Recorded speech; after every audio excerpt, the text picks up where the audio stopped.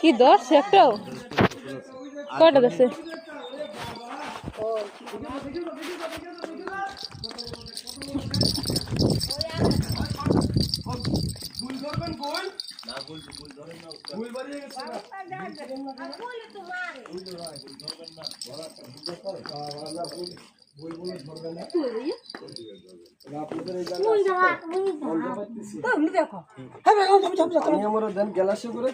চালান দিয়ে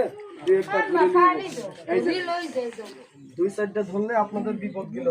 এই যে দেখ পানি দেন আমার গ্যালাসে করে কড়িটা উড়ে যায় কিভাবে দেখেন আপনারা টিভিতে দেখছেন, বাস্তবে দেখেন না, অরিজিনাল দেখেন।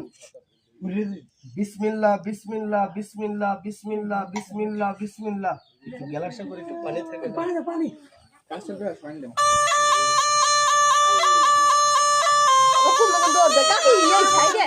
ওই মামা এদিকে এসে বলবো না, খাওয়ানো না দুধারে মরুটা ভেঙে যায়। এইদিকে এসে বলেন কড়িটা উড়ে যাবে এখন। এইদিকে বাবা ডর করে। বিসমিল্লাহ। মসজিদের কবরের সাপ ধরবি না, মসজিদের কবরের সাপ ধরবি না, পুরানো জিন সাপ ধরবি না। খারাপ থাকলে উড়ে যাবি, ভালো থাকলে জানিয়ে দিবি। মেরি বোন সাগাতি করি বিসমিল্লাহ। দিনে দুপুরে সাপ ধরি আল্লাহ। বিষাক্ত সাপ তুই যেই জায়গায় থাক কড়ির ভিতরে কি রাগ করতেছেন নাকি? না না পানি থাকলে দেন না, গেলাস পানি নিয়ে আসেন না রে বাবা। বললাবে না বাবা বললেই নাই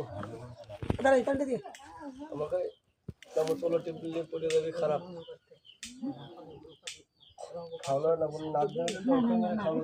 এই যে এই যে দেখে যান দেখে যান দেখে যান। আলিফ লাম মিম জুলতা জিন বিসমিল্লাহ।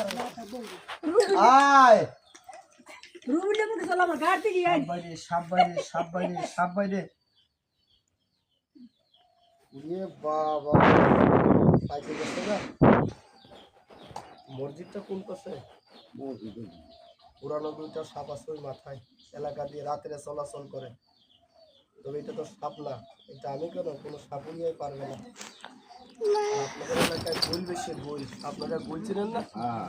হাঁস মুরগির বাচ্চা খায় আর এলাকায় কিছু মাছ ছাড়া সাপ আছে, মাছ খায়, পানি দিয়ে চলাচল করে। দেখেন না আপনারা? 200 টাকা জরিমানা লাগে মাছ ছাড়াঙ্গা সাপ ধরলে। আপনাদের ওই কিনার যে একটা সাপ রাস্তা দিয়ে চলাচল করে, দিনের বেলাও দেখা যায় রাত্রেও দেখা যায়। কিন্তু আমি বুঝতে পারলাম এটা সাপ না, এটা জিন, কবরের জিনিস। এটা কোনো আমি কেন আমার বাপ আসলেও পারবে।